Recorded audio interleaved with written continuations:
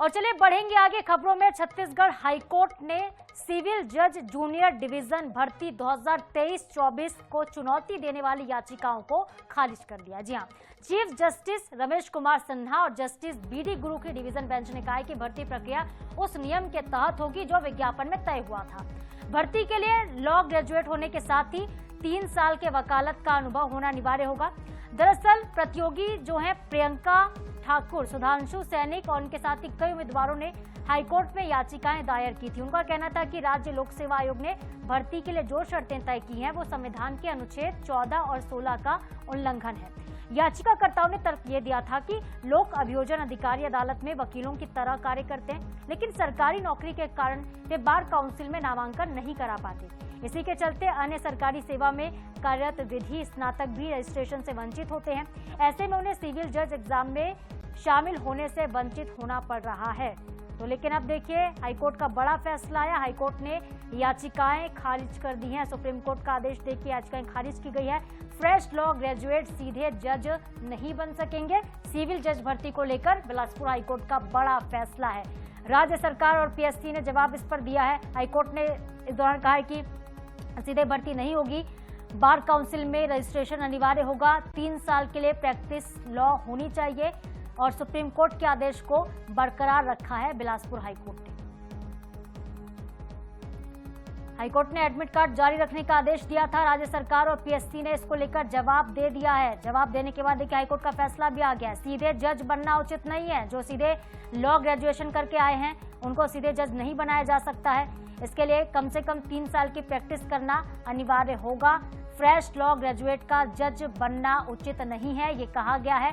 High court ने admit card जारी करने का आदेश भी दिया था और अब राज्य सरकार ने भी जवाब तलब कर दिया। हाईकोर्ट में 3 साल की प्रैक्टिस अनिवार्य होगी।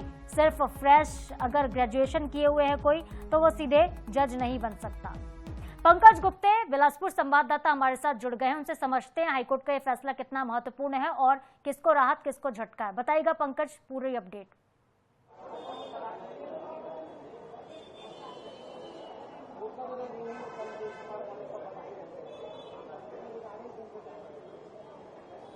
पंकज, जो बिलासपुर हाईकोर्ट का फैसला आया है, बिलासपुर हाईकोर्ट ने जो याचिका खारिज कर दी है, अपडेट दीजिएगा इस पर।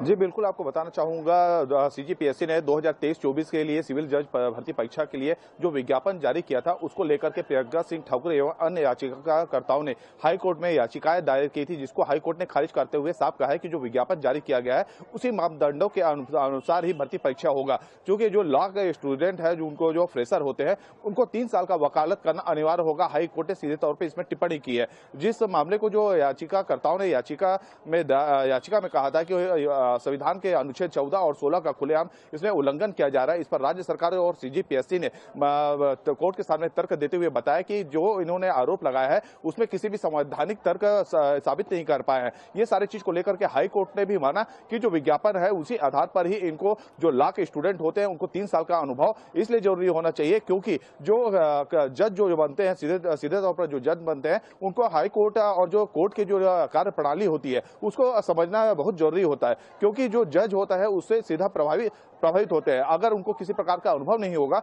तो सीधे तौर पर जज नहीं बन सकते। इस मामले पर दोनों पक्षों को सुनने के बाद हाईकोर्ट ने माना और उनकी जो याचिकाकर्ता प्रियंका सिंह ठाकुर समेत अन्य की याचिकाओं को सीधे तौर पर खारिज कर दिया है। जी, लेकिन उन्होंने देखिए संविधान के अनुच्छेद 14 और 16 के उल्लंघन का हवाला दिया था याचिकाकर्ताओं ने। क्या इसको लेकर हाईकोर्ट ने कुछ कहा है?